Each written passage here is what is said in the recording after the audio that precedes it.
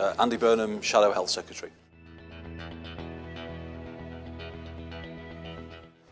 It's because Labour will stand up for us door members, for all ordinary working people, with policies like a freeze on utility bills, tougher controls on private rented sector housing, with a ban on exploitative 0 hours contracts.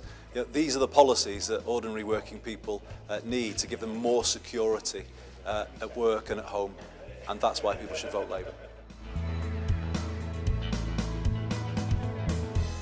Well, there is a lot of cynicism, and I understand it. You know, people have felt that politics hasn't been speaking to them as their lives have got harder and hasn't been coming up with the answers. So it's time to show that we are in touch and we can give people policies that will make a real difference.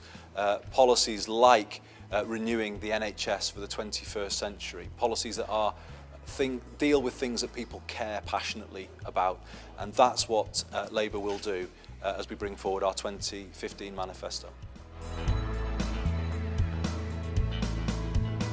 Well, it's good, obviously, to see the improvement in the economy, but when Cameron and Clegg claim recovery, I would say, well, recovery for who?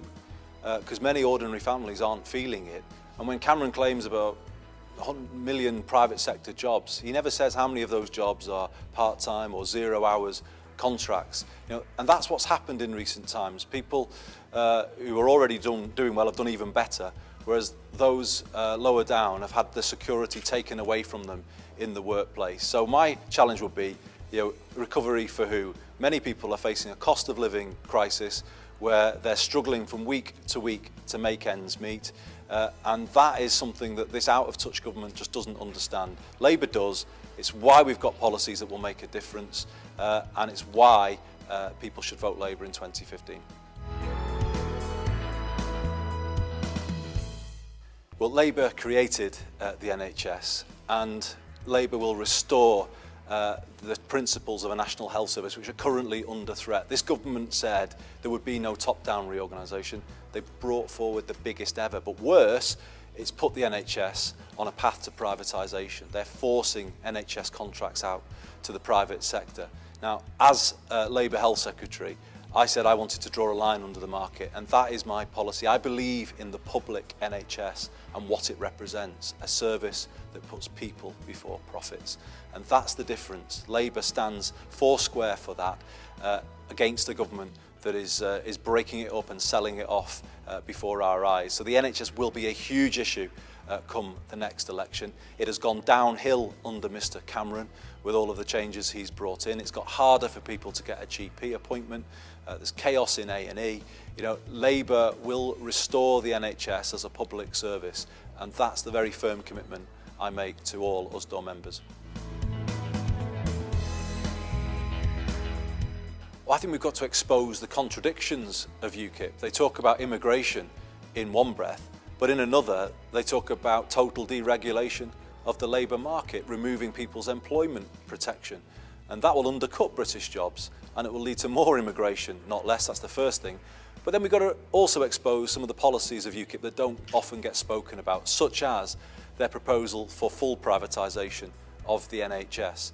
There's a treaty going through Europe at the moment which could open up the NHS to US private healthcare companies. UKIP haven't said a word about it, and this is the problem that we've got to expose, that UKIP is a threat to the NHS. They're also a threat to employment protection for ordinary people, and that is why they need to be taken on and defeated.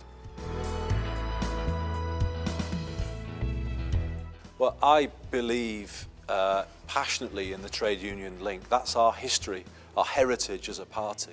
The trade unions built our party, and we must never forget that. But like all things, you know, they can be updated for modern times, and I think it is important that there's transparency, that people are actively contributing to Labour rather than anything taken for granted. So I think the reforms that we're making as a Labour movement are the right reforms.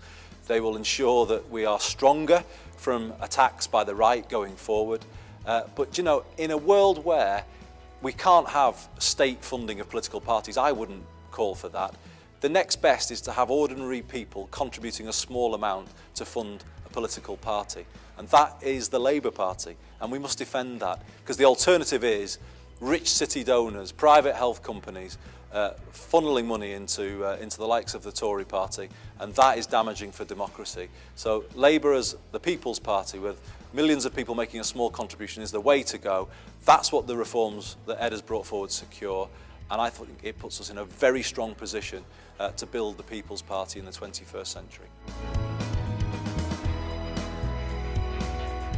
It is incredibly important.